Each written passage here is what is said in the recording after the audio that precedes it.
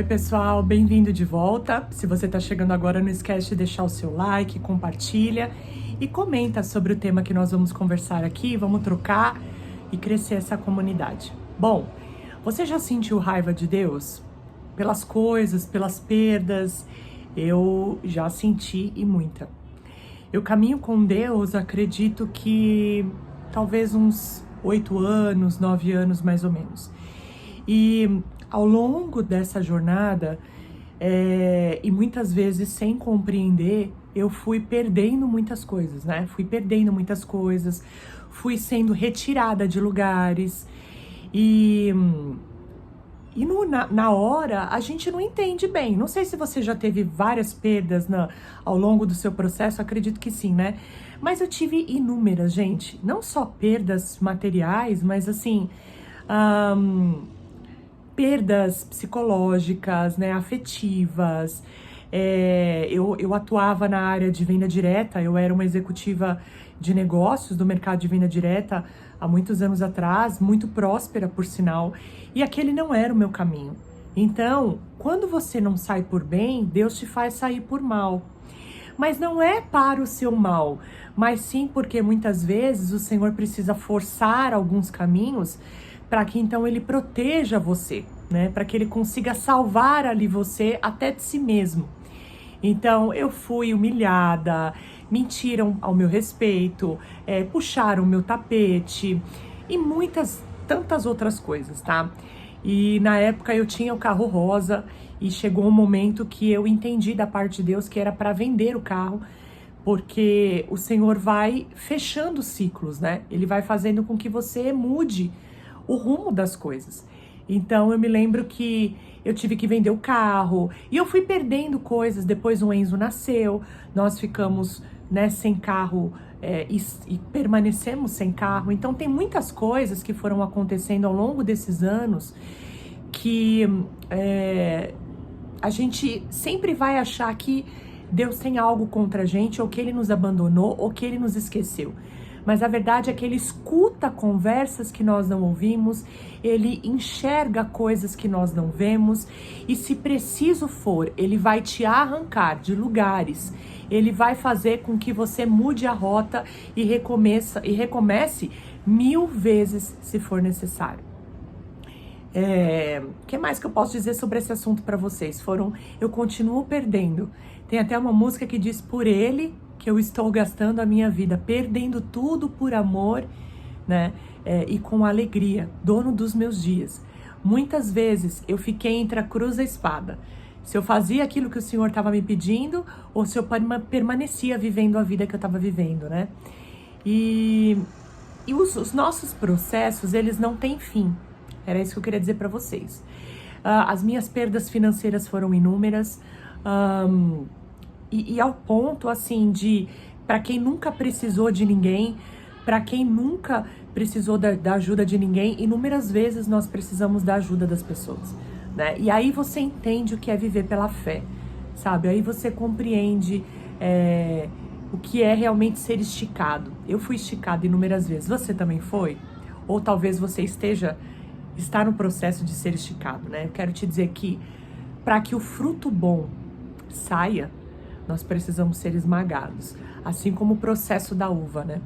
Então, aconteceu também na pandemia, nós iríamos morar no Japão e nós entendemos que ok, o meu marido precisou ir primeiro, acho que 2020, não me lembro agora ao certo, 2019, a Zara nasceu em 2019, não me lembro agora, acho que 2020, e nós acreditávamos que estava tudo certo. Ele foi primeiro, eu passei um ano aqui muito difícil sem ele.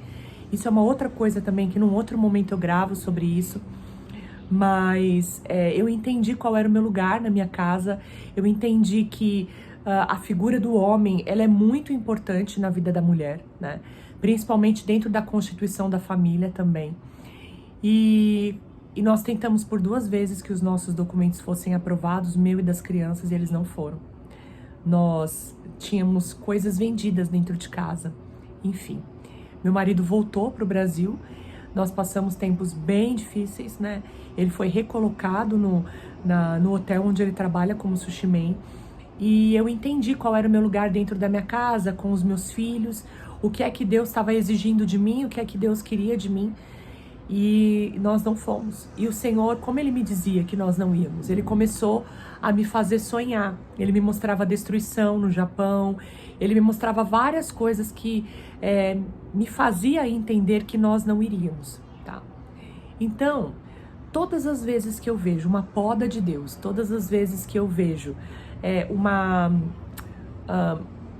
perda, algo que Deus me tira, Ele me tira de um lugar, eu sei que Ele está fazendo isso porque ainda tem coisas que precisam ser ajustadas. Quando você diz sim para Deus, você precisa entender que você tem que se tornar uma pessoa livre. E uma pessoa livre significa não depender de absolutamente nada nem ninguém. Então, somente do Senhor. Então, eu continuo dentro desses processos, né? Acho que nos 2 últimos anos, a situação financeira da nossa casa se tornou bem delicada, né? Mas em tudo dai graças, eu pude experimentar do favor de Deus, da bondade do Senhor, né? Hoje nós temos um grupo de estudo com quase 300 mulheres e eu fui seguindo tudo aquilo que Deus colocava no meu coração. Meu marido trabalha, eu cuido das crianças em casa, uma pessoa que era extremamente workaholic, né? Entendi qual era o meu lugar e que precisava ser assim. Então hoje muitas vezes a gente recebe ofertas, né, de pessoas que estudam comigo, de que estão ali no grupo de estudo e tal, e eu não sei o dia de amanhã. Eu creio que a dupla honra do Senhor, ela chega para todos nós. Por que não chegaria na sua vez? Por que não chegaria na minha vez? Né? Mas os processos, eles são necessários. Outra coisa que as perdas me ensinaram é que nós não precisamos de muito. Isso não significa que nós não precisamos sonhar. Amém? Não é isso. Mas, por exemplo, quando você passa uma escassez financeira muito grande e você está na total dependência do Senhor, você dá valor a tudo que você tem. Tem 3 sabonetes, em tudo dai graças. Você fica feliz por comprar um sabonete. Você fica feliz por ter um sabão em pó para lavar as suas roupas, sabe? Então, tempos difíceis nos ensinam sobre a bondade de Deus. E também nos ajudam a amadurecer a nossa fé. E a entender que ou eu estou com Deus ou eu não estou com Deus. Outra coisa importante é que não adianta só levantar as mãos e dar graças quando você tem tudo. Quando você não tem nada ou pouco, você precisa continuar dando graças a Deus, adorando a Ele, né? Porque Ele é digno de toda honra e toda glória. Então, são processos muito dolorosos. Hoje eu sofro menos porque eu sei quem é que caminha comigo, né? E eu me prostro mesmo diante do Senhor, porque eu sei que Ele está comigo em todo o tempo e Ele não vai me deixar perecer. Mas são processos muito dolorosos e parece que eles não têm fim, né? Mas o Senhor é fiel. Eu quero te dizer que se você tem raiva de Deus, se você não consegue compreender o porquê das suas perdas, ao invés de você lamentar, diga: Pai, em Tuas mãos eu entrego meu espírito. Tá tudo certo, eu confio em Ti. Eu sei que todas as coisas cooperam para o bem daqueles que amam a Deus.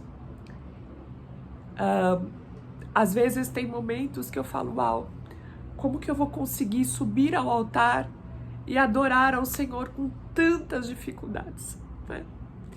Mas as misericórdias do Senhor se renovam a cada manhã.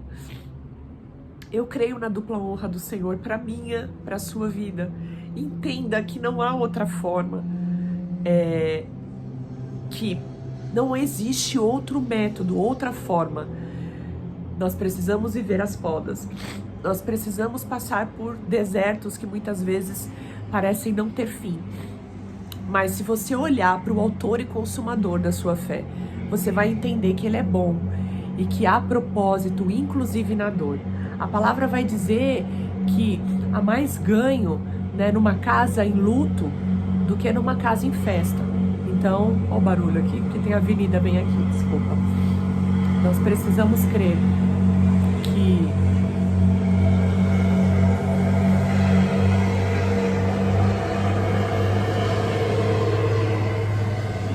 que Ele é fiel em todo o tempo. Amém? Me conta, você já ficou ou está muito brava com Deus? Você acha que Deus te abandonou? Eu quero te dizer que Ele não te abandonou, que os processos dolorosos, eles vão te fazer voar ainda mais, as podas vão fazer com que você cresça infinitamente mais. Né? Hoje eu olho, eu era uma mulher muito bem sucedida, e sou muito bem sucedida, mas o dinheiro era o centro de todas as coisas. Então hoje, o centro de todas as coisas é o Senhor.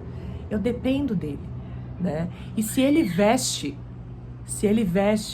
os lírios do campo, se ele alimenta os animais, quanto dirá o que ele fará conosco, comigo e com você? Amém? Me conta um pouquinho dos seus processos aqui embaixo. Eu gostaria de saber. Deus te abençoe, que você não pereça na dor, mas que você cante louvores de adoração a Deus e que você confie. Fala, Pai, eu te entrego toda a minha dor, eu te entrego todos os meus difíceis, para que o Senhor faça como bem quiser na minha vida. Amém? Um beijo e até o próximo vídeo. Tchau!